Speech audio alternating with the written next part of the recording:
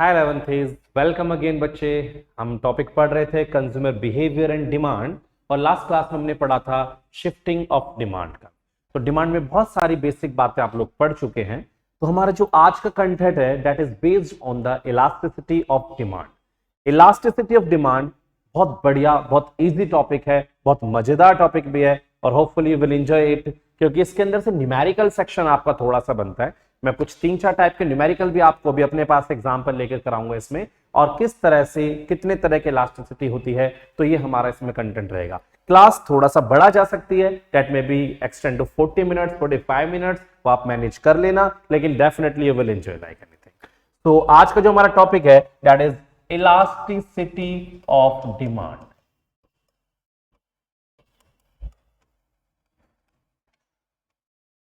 हिंदी में हम इसे बोलते हैं बेटा मांग की लोच। लोच मतलब इलास्टिसिटी, मांग की लोच। लोच मतलब फ्लेक्सिबिलिटी, चेंजेबिलिटी, दैट इज लोच। अमूल माच होता है ना, फ्लेक्सिबल फ्लेक्सिबल सा, तो चेंजेबिलिटी। तो elasticity of demand means changeability. तो थोड़ा सा फोकस आप बनाएंगे बच्चे। इलास्टिसिटी ऑफ डिमांड आपकी होती है 3 तरह की। सबसे पहली होती है प्राइस इलास्टिसिटी ऑफ डिमांड। सबसे पहली होती है प्राइस इलास्टिसिटी ऑफ डिमांड। दूसरी होती है इनकम इलास्टिसिटी ऑफ डिमांड। दूसरी है इनकम इलास्टिसिटी ऑफ डिमांड। और सर तीसरी होती है बेटा क्रॉस इलास्टिसिटी ऑफ डिमांड। तीसरी क्या है? Cross elasticity of demand. Sir क्या क्या होता है इनके अंदर? बेटा बिल्कुल बातें करेंगे। अगर किसी कॉमोडिटी की डिमांड उसके अपने प्राइस की वजह से बदलती है, अगर डिमांड किसकी वजह से बदलती है? अपने प्राइस की वजह से, तो उसे बोलते हैं प्राइस इलास्टिसिटी। यानी कि when demand of commodity changes due to change in own price of commodity. Change in own price of commodity, यानी अगर किसी कमोडिटी की डिमांड उसके अपने प्राइस में चेंज आने की वजह से बदलती है, तो उसे हम बोलते हैं प्राइस इलास्टिसिटी ऑफ डिमांड। क्या इनकम बदलने से डिमांड नहीं बदलती? जब इनकम में चेंज आते हैं तब भी तो डिमांड में चेंज आते हैं। तो अगर डिमांड इनकम की वजह से बदल रही है तो उसे बोलते हैं इनकम इलास्टिसिटी। यानी कि when demand changes due to change in income. अगर डिमांड इनकम में चेंज आने की वजह से चेंज हो रही है तो उसे हम क्या बोलते हैं? Income elasticity. और नेक्स्ट क्या है? Cross elasticity. When demand changes due to change in price of related goods. मतलब कहीं पे निगाहें कहीं पे निशाना, प्राइस किसी और कमोडिटी का चेंज हो रहा है, प्राइस किसी और कमोडिटी का चेंज हो रहा है, और डिमांड किसी और की बदल रही है। प्राइस बदला टी का, डिमांड बदल रही है कॉफी की। प्राइस बदला स्लाइस का, डिमांड बदल रही है माजा की। प्राइस बदला पेट्रोल का, डिमांड बदल रही है कार की। तो ये सब क्या है? Cross elasticity. तो आपके सामने 3 तरह की इलास्टिसिटी है, प्राइस इलास्टिसिटी, इनकम इलास्टिसिटी और क्रॉस इलास्टिसिटी। तो सबसे पहले आपके 12th में जो मेन चीज आती है वो 11th में वो मेन चीज आती है प्राइस इलास्टिसिटी ऑफ डिमांड। तो बहुत ध्यान से पढ़ेंगे प्राइस इलास्टिसिटी ऑफ डिमांड को बेटा, बहुत अच्छे से फोकस करेंगे। तो सबसे पहले आप पढ़ेंगे प्राइस इलास्टिसिटी ऑफ डिमांड। प्यारे बच्चों, इसे निकालने के आपके पास वैसे 3 मेथड होते हैं, वैसे सच सच बताऊं तो 4 मेथड। सबसे पहले मेथड का नाम है परसेंटेज मेथड, और इसी का न्यूमेरिकल आपकी क्लास में आएगा, और इसी मेथड को बोलते हैं प्रोपोर्शनेट मेथड। दूसरा एक्सपेंडिचर या आउटले मेथड के नाम से इसे हम जानते हैं, या आउटले मेथड। तीसरा ज्योमेट्रिक मेथड, ज्योमेट्रिक मेथड। और फोर्थ होता है आर्क मेथड, फोर्थ होता है आर्क मेथड। तो प्यारे बच्चों, ना तो आपको ये पढ़ना है ना आपको ये पढ़ना है। इसने अभी अभी 11th में वापस से एंट्री ले लिए, पहले हट गया था लेकिन अभी वापस से आ गया है। और एक आपको परसेंटेज तो पढ़ना ही है क्योंकि ये तो आपका मेन मेथड है, परसेंटेज मेथड। ठीक है सर। तो अब आप मेरे साथ पढ़ेंगे परसेंटेज मेथड या प्रोपोर्शनेट मेथड। तो अंडर दिस मेथड, इस मेथड में ईडी यानी elasticity of demand, remember this, ED मतलब elasticity of demand. Under this method ED is measured as the ratio of percentage change in demand to percentage change in price। इस method में जो elasticity of demand होती है वो ratio होती है किसकी? Percentage change in demand, percentage change in price. Check the formula, ED equals to percentage change in demand upon में percentage change in price। और सभी बच्चे ध्यान देंगे, सभी बच्चे ध्यान देंगे परसेंटेज चेंज कैसे निकलता है। देखो, मान लो प्राइस पहले 10 था, आज वो बढ़कर 15 हो गया, तो आपको पता है कितने परसेंट का चेंज आया? शायद आप में से बहुत सारे बच्चे गलत बताते मेरे सामने होते, तो यहां पर 50% का चेंज आया, 50% का। कहेंगे सर कैसे? क्योंकि बेटा चेंज तो 5 का आया है, क्योंकि चेंज तो 5 का आया है, और 5 10 का आधा होता है, नहीं होता? 5 10 का आधा होता है, तो 50% का चेंज है। हाँ सर, लेकिन कैसे निकाला सर? बेटा ये पहले प्राइस था 10, अब प्राइस हुआ है 15। जो पहले प्राइस है इसको हम पी बोलते हैं, और जो अब प्राइस का नाम P1 है। पहले फिलहाल ध्यान दो, जितने का चेंज आया, जितने का चेंज आया, कितने का चेंज आया? 5 का। और कितने से आया? पहले कितना था? 10 इंटू 100। ये आपका तरीका रहेगा। फिलहाल मैं आपको बता देता हूं कैसे निकालते हैं। जो परसेंटेज चेंज इन डिमांड आपको कभी भी निकालना होगा तो आप ऐसे निकालेंगे, delta Q upon Q into 100।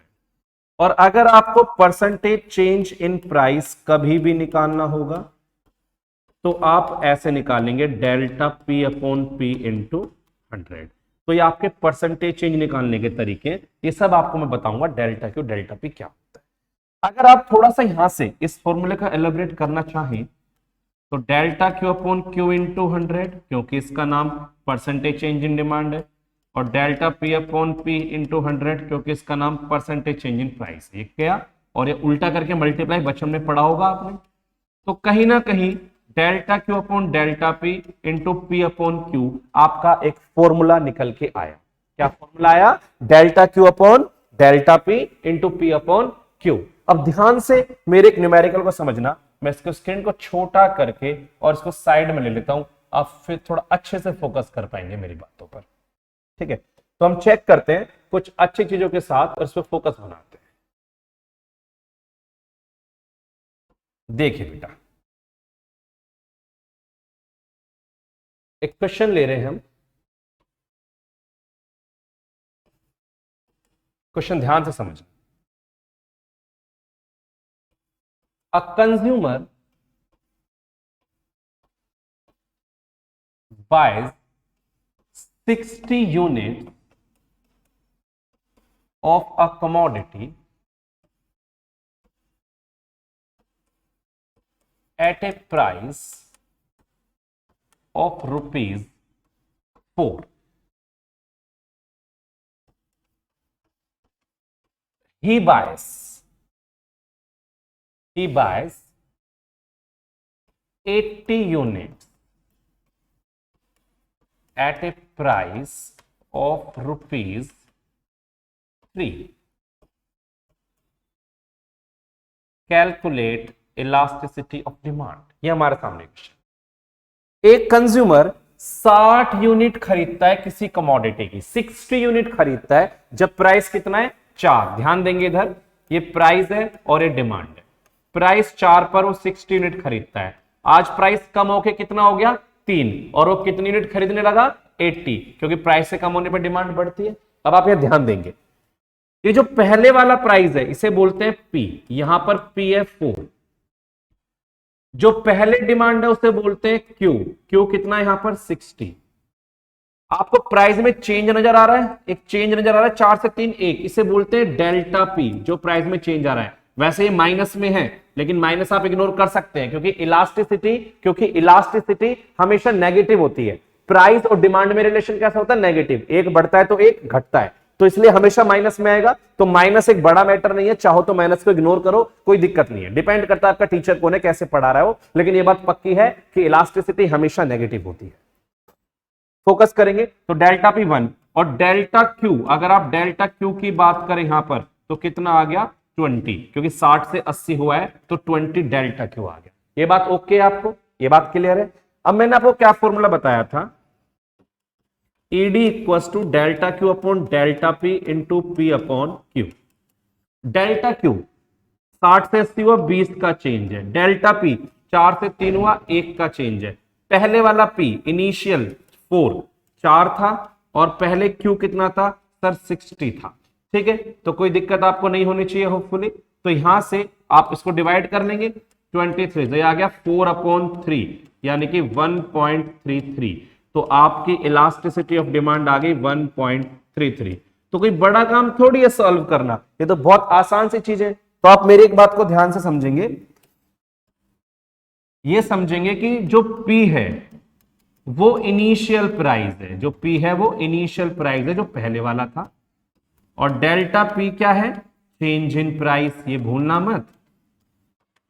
जो Q है वो इनिशियल डिमांड है जो पहले वाली थी, और डेल्टा Q क्या है सर डेल्टा Q तो फिर चेंज इन डिमांड होना चाहिए, एग्जैक्टली चेंज इन डिमांड ही होगा। तो आप इसको भी नहीं भूलेंगे। तो आपको एक फॉर्मूला याद रहेगा, delta Q upon delta P into P upon Q। यहां से हम इलास्टिसिटी डिमांड के लिए जा सकते हैं। तो ये हमारे पास डिपेंड करता है कि हमें क्वेश्चन में क्या कंटेंट कैसे कैसे गिवन है। तो हम आगे चेक करेंगे with the very next example. हम फिर से एक बार चेक करते हैं।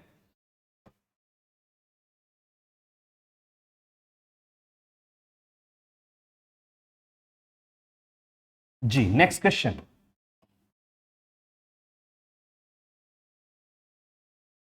a consumer buys 60 units of a commodity at a price of ₹10. At what price he will buy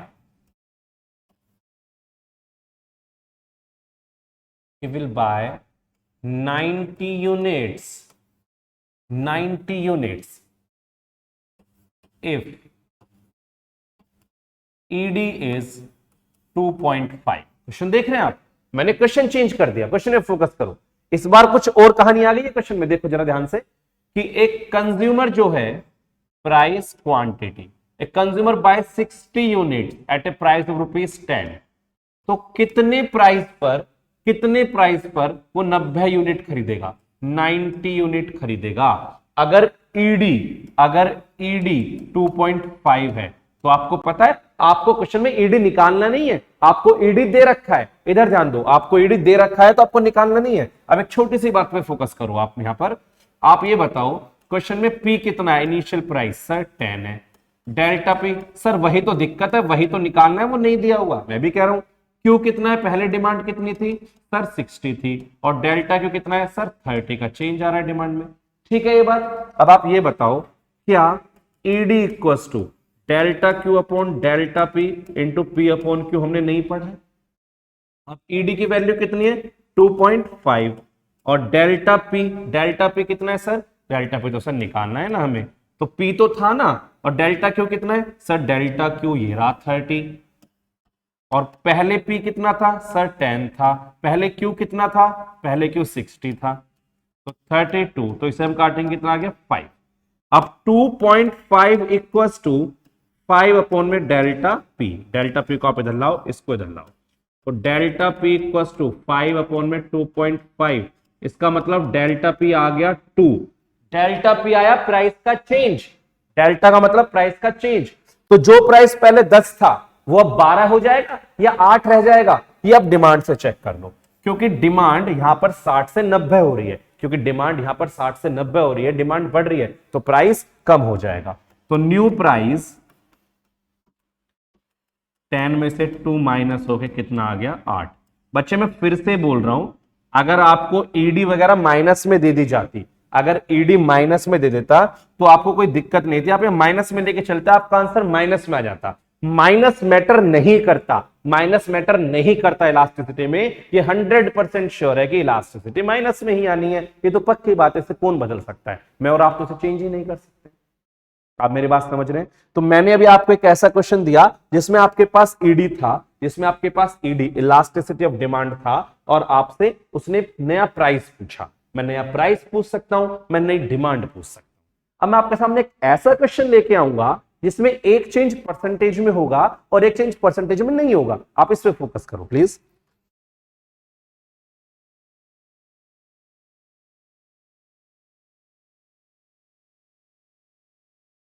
देखेंगे बच्चे क्वेश्चन, व्हेन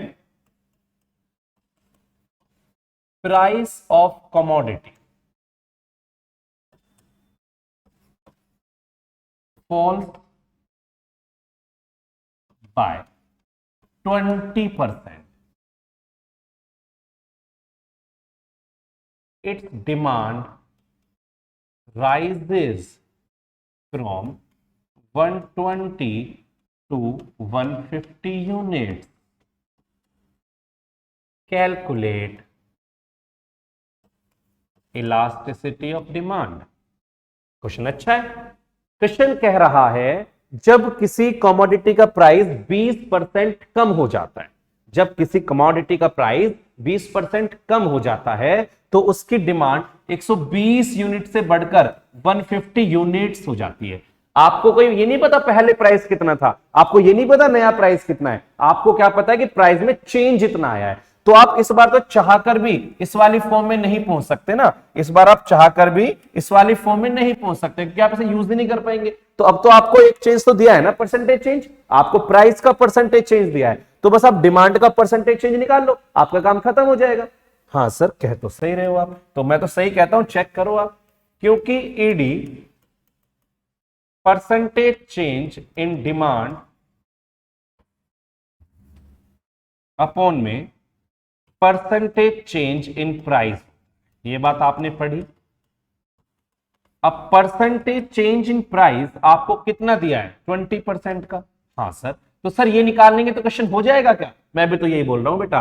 तो पहले डिमांड कितनी थी? Q 120, और आज डिमांड कितनी है? Q1 150, तो डेल्टा Q कितना है सर? 30 का। ये तो परसेंटेज चेंज इन डिमांड निकालना ये सिखा रखा मैंने आपको, ये रहा।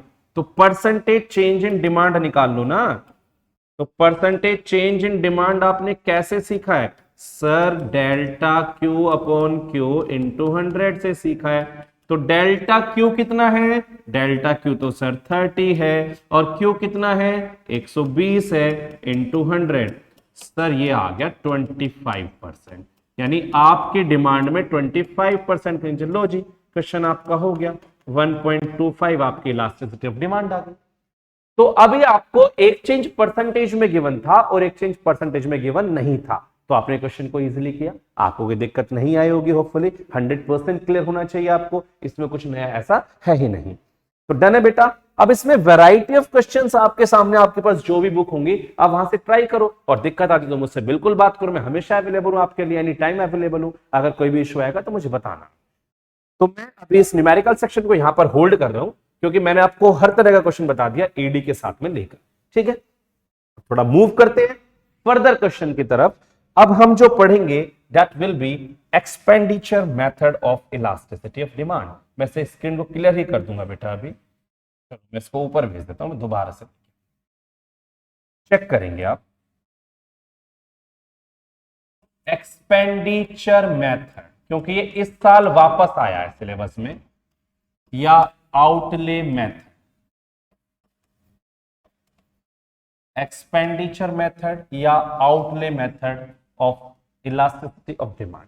कोई बहुत मुश्किल नहीं है, कोई बहुत बड़ी बातें इसके अंदर है नहीं, बस 3 बातों में छोटा सा आपको इसमें चीजें पढ़नी है। इसके अंदर इलास्टिसिटी की 3 सिचुएशन बन के आएंगी। इलास्टिसिटी की 3 सिचुएशन बन के आएंगी। सबसे पहले आएंगी यूनिट इलास्टिक, सबसे पहले बन के आएंगी यूनिट इलास्टिक।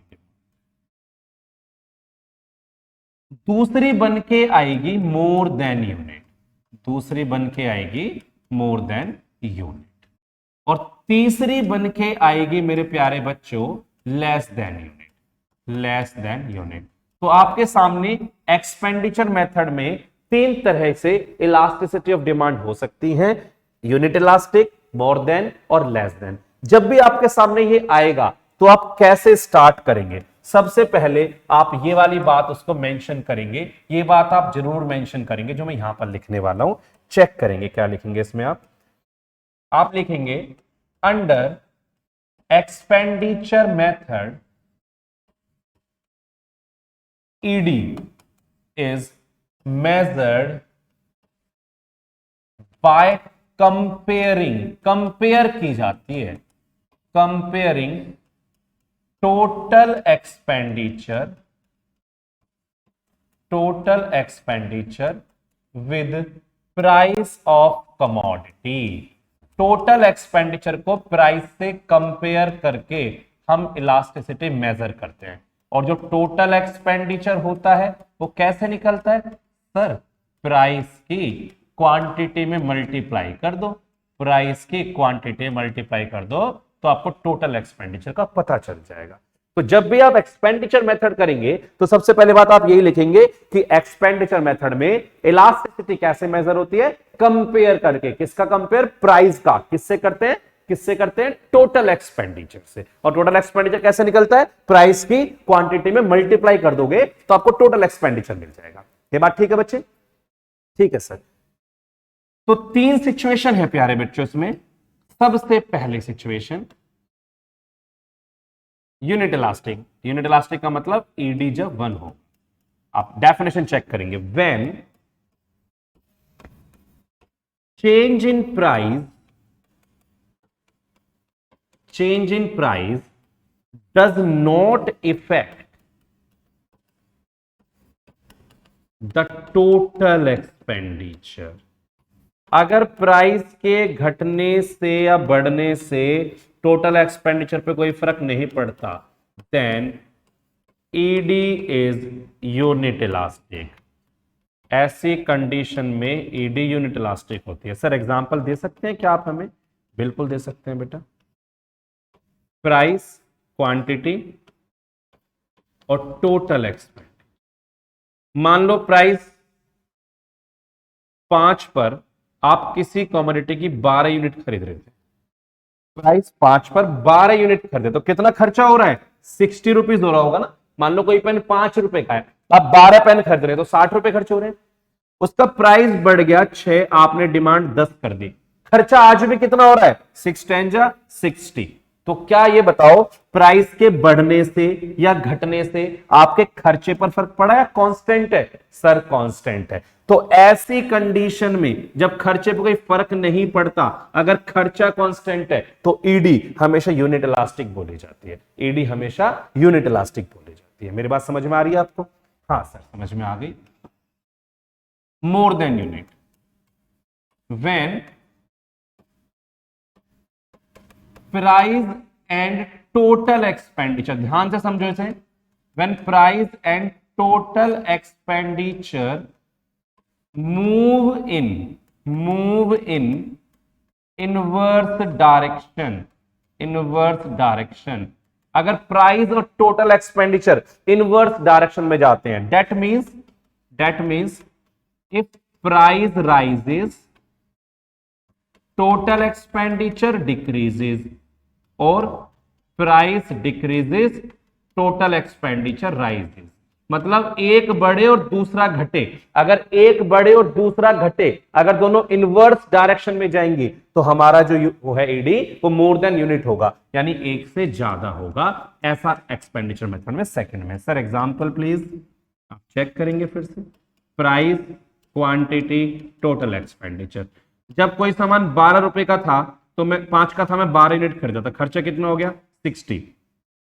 आज उसका प्राइस बढ़ के जब 6 हुआ तो मैंने उसकी डिमांड कम कर दी, और मैंने उसकी डिमांड कर दी है 9 यूनिट। अब मेरा खर्चा कितना आएगा सर 54 आएगा। तो आप बताओ, प्राइस बढ़ रहा है और टोटल एक्सपेंडिचर कम हो रहा है, दिख रहा है आपको? प्राइस बढ़ रहा है और टोटल एक्सपेंडिचर कम हो रहा है, यानी एक बढ़ रहा है दूसरा घट रहा है। अगर दोनों इनवर्स चलेंगे तो हमारा मोर देन यूनिट हो जाएगा। डन है ये बात?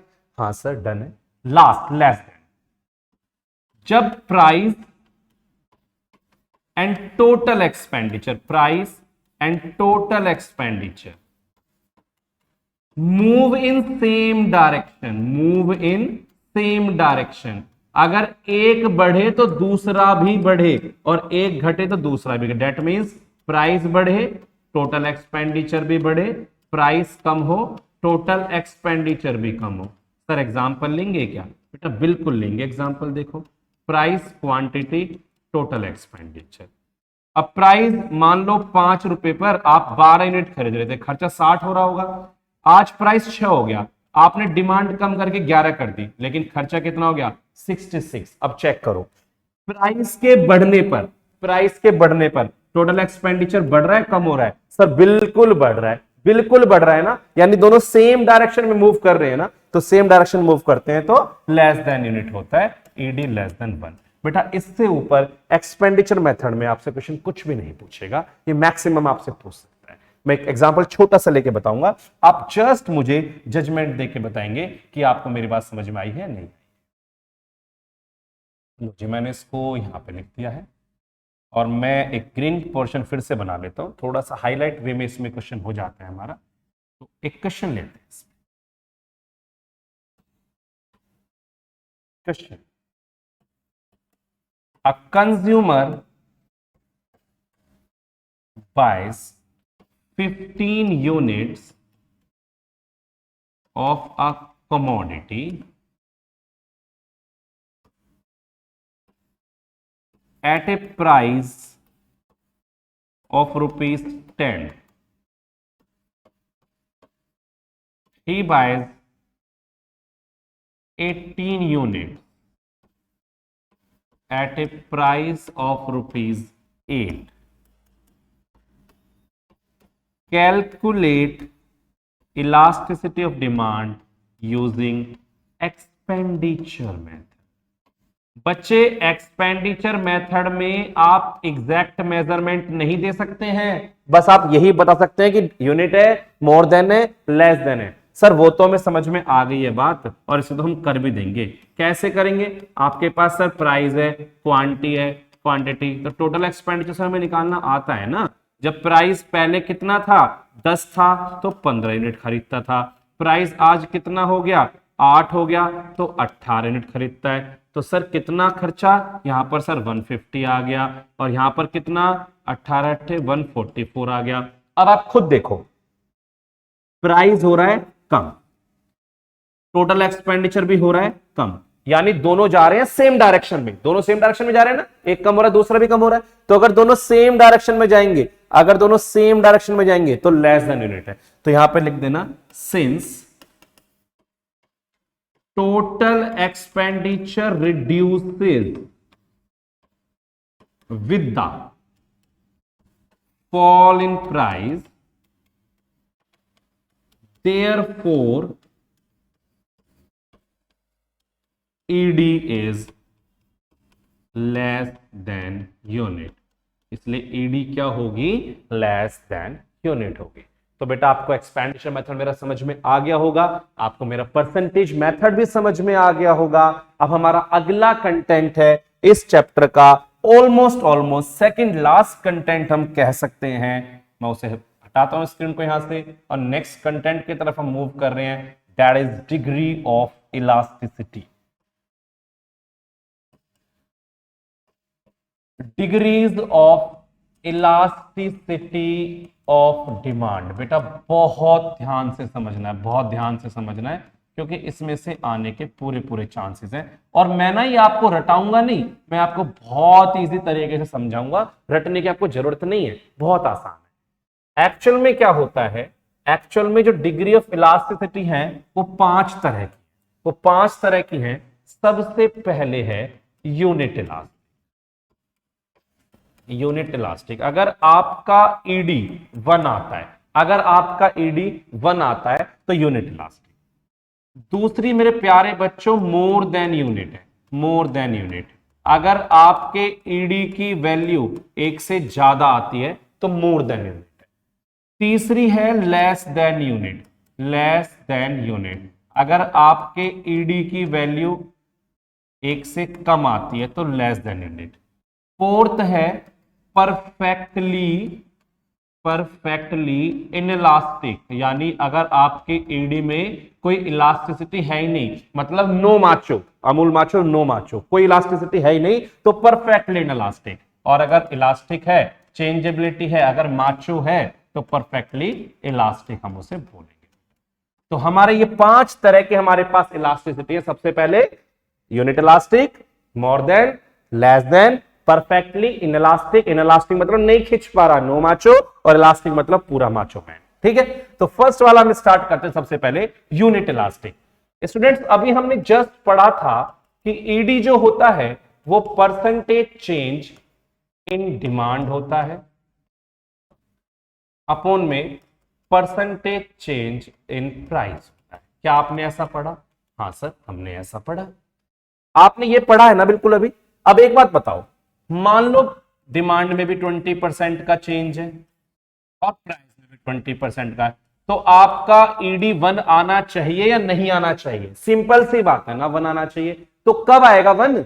जब ये दोनों चेंजेस इक्वल होंगे। जब ये दोनों चेंजेस कौन कौन? Percentage change in demand equal होगा परसेंटेज चेंज इन प्राइस के, तो आपका ईडी हमेशा कितना आएगा? 1 आएगा। तो क्या सर हम इसे डिफाइन कर सकते हैं? बेटा बिल्कुल कर सकते हैं, ऐसे ही लिखना है बस, when percentage change in demand is equal to percentage change in price. ओहो सर इतना आसान था क्या? हाँ जी, आप डेटा ले लो, प्राइस डिमांड, देखो price 4 demand 4, price 2 demand 6। Check करो यहां पर डिमांड में देखो कितने परसेंट का चेंज है। 4 से 6 हुआ 2 बढ़ा 50%, और 4 से 2 हुआ 2 कम हुआ 50%। सर फिगर तो हम भी बना लेंगे इसका, वो तो बेटा आप इंटेलिजेंट बच्चे हो। 2 4 6 8, 2 4 6 8, तो प्राइस 4 डिमांड 4, प्राइस 2 डिमांड 6, तो ये आ गया आपका ईडी, यहां लिखना equal to 1। Demand curve DD इसका नाम है। तो आप यूनिट इलास्टिक समझ गए हैं। अब दूसरी देखो, मोर देन यूनिट यानी 1 से ज्यादा। अब अगर ऊपर वाला चेंज होता 50 और नीचे वाला होता 20, तो क्या ये 2.5 2 से ऊपर जाता? नहीं जाता। अगर ऊपर वाला चेंज जाते आ जाता तो सर क्या आप ये कहना चाह रहे हैं, when percentage change in demand is more than percentage change in price? ओहो सर हम समझ गए आपकी बात। अब मैं डाटा ले लूं, प्राइस डिमांड देखो 4 पर 4, और मैं अगर ऐसे बोलूं 3 पर 6, तो देखो यहां पर 50% का चेंज, यहां पर 25% का।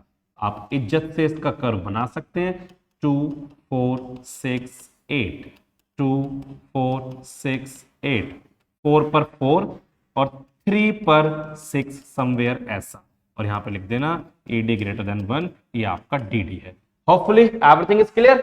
इसके बाद नेक्स्ट कौन है? Less than unit. Less than कब? जब ऊपर वाला कम नीचे वाला ज्यादा। अगर ऊपर 10 हो और नीचे 20 हो तो 0.5 आएगा या नहीं आएगा? सर आएगा, तो सही। तो लेस देन कब है? when percentage change in demand is less than percentage change in price. Okay sir, और डेटा प्राइस क्वांटिटी 4425। अब देखो डिमांड 4 से 5 हुई, कितने परसेंट का चेंज है? 25। और ये 4 से 2 हुआ, कितना? 50% का। तो आपको नजर आ रहा है ना साफ साफ डिमांड में चेंजेस कम है। तो 2468, 2468, 4 पर 4 और 2 पर 5 ऐसे।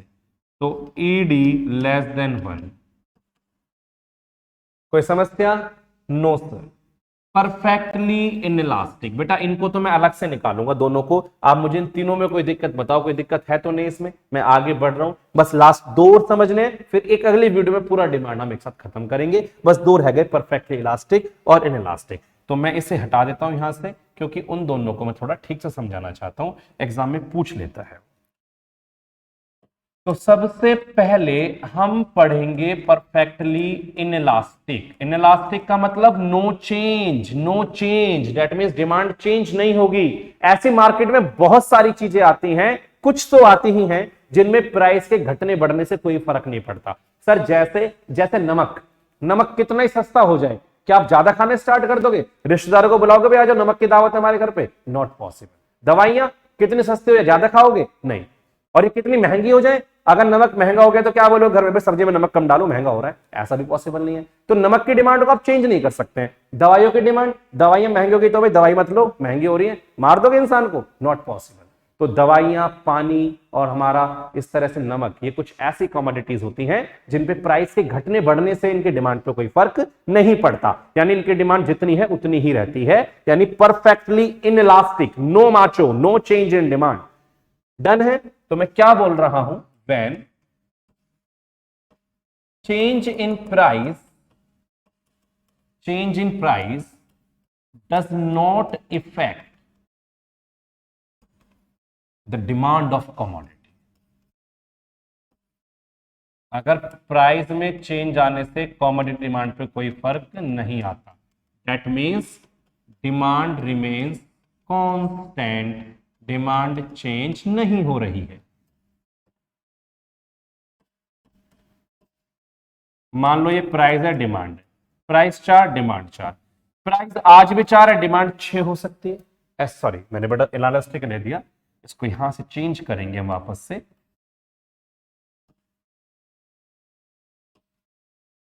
प्राइस 4, डिमांड 4, प्राइस 6 हो गया, डिमांड आज भी 4 है। नमक के साथ ऐसा बिल्कुल हो सकता है, कितना ही महंगा हो जाए, अगर पहले 4 पैकेट आते आज भी 4 पैकेट ही आएंगे, उससे फर्क नहीं पड़ेगा।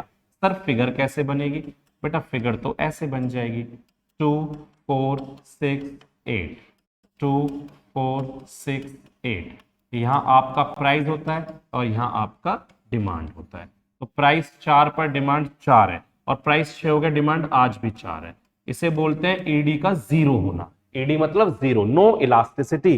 तो आप यहां पे लिख भी देना, in this situation demand curve is parallel to Y axis. नजर आ रहा है आपको? डिमांड कर्व वाई एक्सिस के पैरेलल। तो hopefully you got it, perfectly elastic. And now the last, इसको हम उधर खिसका देते हैं और अपना दूसरा यूज कर लेते हैं, perfectly elastic.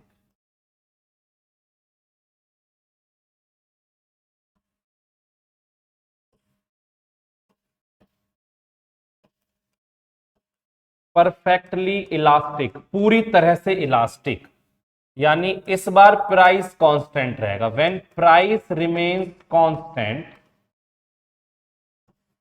And demand changes.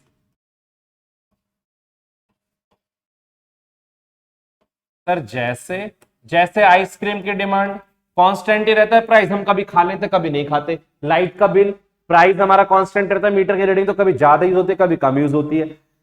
तो when price remains constant and demand changes, for example data लेंगे, प्राइस डिमांड, देखो price 4 demand 4, price 4 demand 6। Okay sir, figure बना लो इसकी। 2 4 6 8, 2 4 6 8, 4 पर 4 और 4 पर ही 6, तो ed इक्वल्स टू इंफिनिटी। तो लिख देना, in such case demand curve is parallel to x-axis, to x-axis है बेटा ये, ठीक है, समझ जाना आप इसको। तो होपफुली आपको मेरी बात समझ में आई होंगी। हमने इलास्टिसिटी ऑफ डिमांड का सारा मेजर कंटेंट न्यूमेरिकल सेक्शन के साथ में और डिग्रीज ऑफ इलास्टिसिटी के साथ में खत्म किया है। अगली क्लास में एक पीडीएफ के साथ बात करेंगे और कंटेंट को पूरा करेंगे और क्लास आपका टॉपिक खत्म हो जाएगा। टेक केयर बच्चा, बाय बाय।